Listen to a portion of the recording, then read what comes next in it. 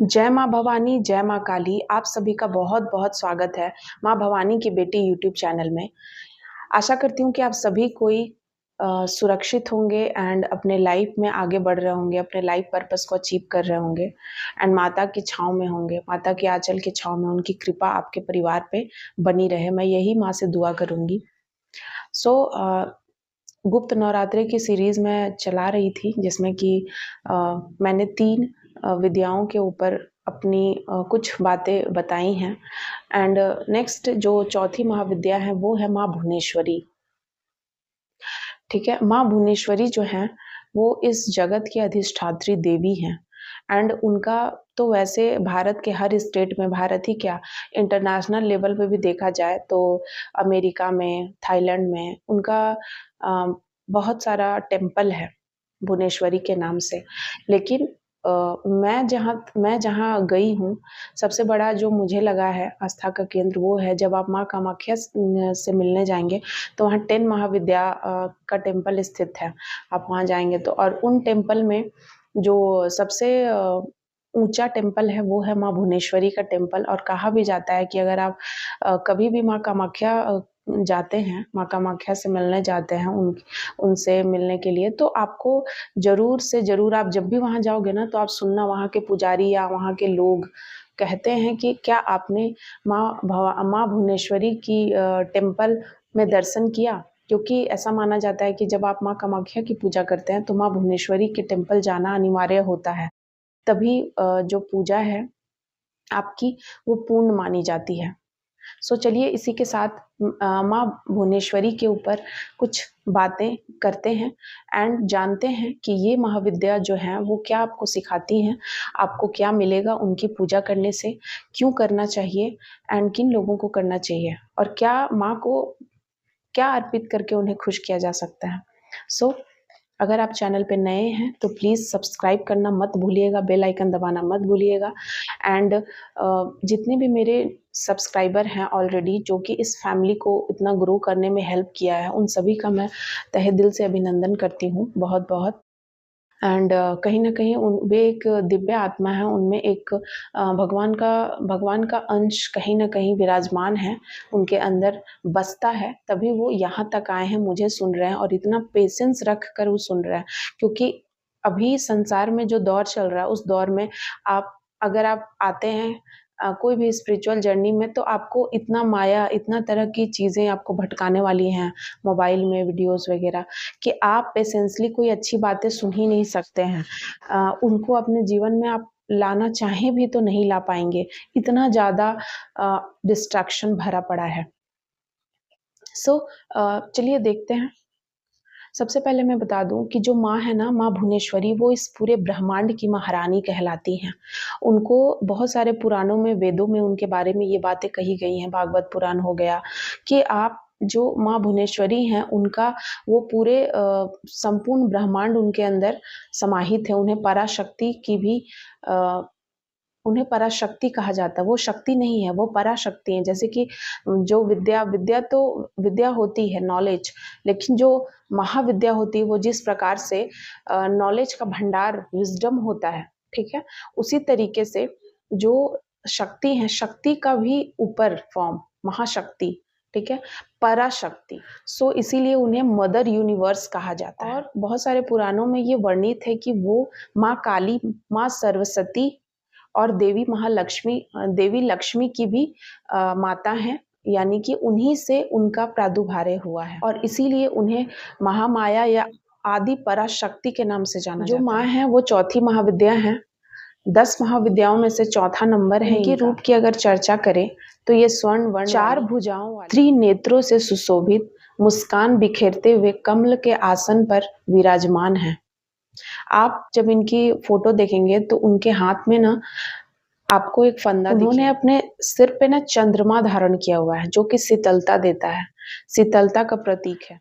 माँ भुवनेश्वरी सुंदरता की भी देवी मानी जाती है और उन्हें इस समस्त ब्रह्मांड का जन्मदात्री भी कहा जाता है। ऐसा मान लीजिए कि समस्त सृष्टि वही है या फिर समस्त सृष्टि में वो समाहित है या सृष्टि उनमें समाहित है, बात एक ही है, ऐसा समझिए। क्योंकि समस्त ब्रह्मांड की, समस्त सृष्टि की रचना उन्होंने की है। जब आप नाम का संधि विच्छेद करते हैं तो उनका नाम का, भुवनेश्वरी का संधि विच्छेद होता है भुवन जोड़ ईश्वरी, मतलब इम्प्रेस ऑफ द वर्ल्ड। माता भुवनेश्वरी को सुप्रीम गॉडेस भी माना जाता है, जो कि समस्त सृष्टि की क्रिएटर, डिस्ट्रॉयर भी हैं, क्योंकि वही दोनों को क्रिएट एंड डिस्ट्रॉय करने की पावर रखती है। माँ अपने भक्तों को इंटेलिजेंस, वेल्थ एंड पावर देती है।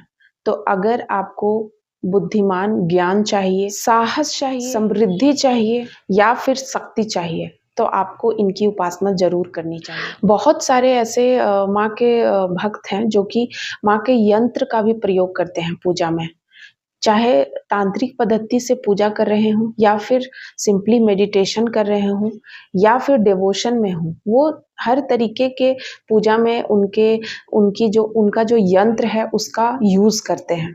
ठीक है, यंत्र रखकर भी लोग पूजा करते हैं, उस पे फोकस करते हैं, क्योंकि उसको पूजा करने से उन्हें ऐसा है कि इस मेटलिस्टिक वर्ल्ड से उन्हें मोक्ष भी मिलेगा एंड इस मेटलिस्टिक वर्ल्ड में उन्हें जीने के लिए जो भी साधन चाहिए, जो भी उनके डिजायर है, वो भी कंप्लीट होते हैं। अब आते हैं कि माता भुवनेश्वरी को इस दिन क्या पूजा करना चाहिए, कैसे करना चाहिए। तो माता भुवनेश्वरी की अगर आपके पास तस्वीर है तो ठीक है, नहीं तो आप कोई भी शिव जी के टेम्पल में जा सकते हैं एंड माँ भुवनेश्वरी के टेम्पल अगर आपके आसपास है तो आप वहाँ जा सकते हैं, आपके घर के आसपास।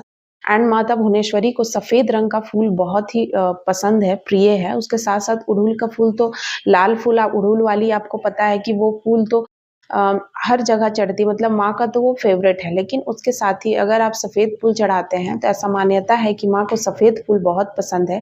उसके साथ साथ रौली, अच्छत आप माँ को अर्पित कर सकते हैं, चंदन अर्पित कर सकते हैं, दूध अर्पित कर सकते हैं, दूध की बनी मिठाइयाँ अर्पित कर सकते हैं माँ को, 16 श्रृंगार अर्पित कर सकते हैं। ठीक है, एंड आप माँ के लिए जो भी आप माँ को ज्ञान लेना है तो आप मेडिटेशन कीजिए इस दिन।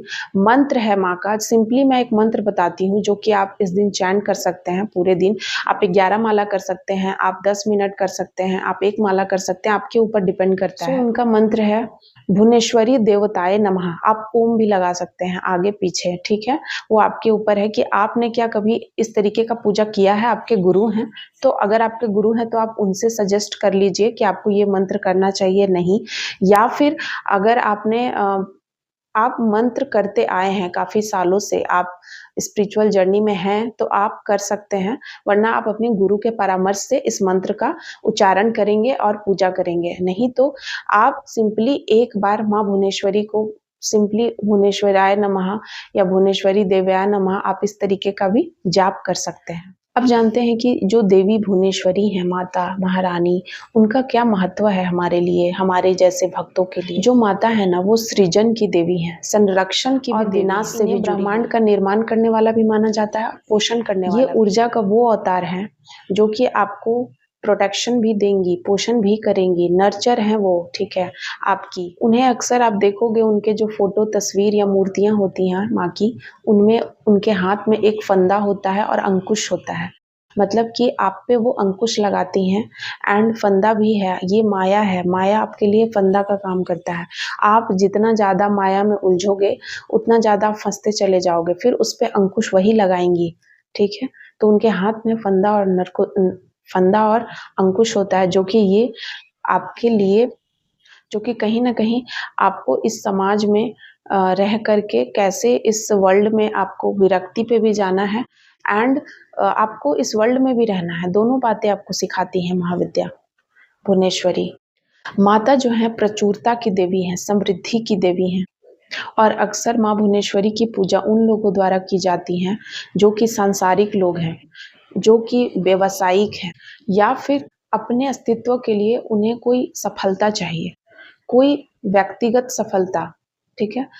वो उस सफलता, कोई व्यक्तिगत सफलता के लिए भी माता रानी की पूजा आराधना करते हैं।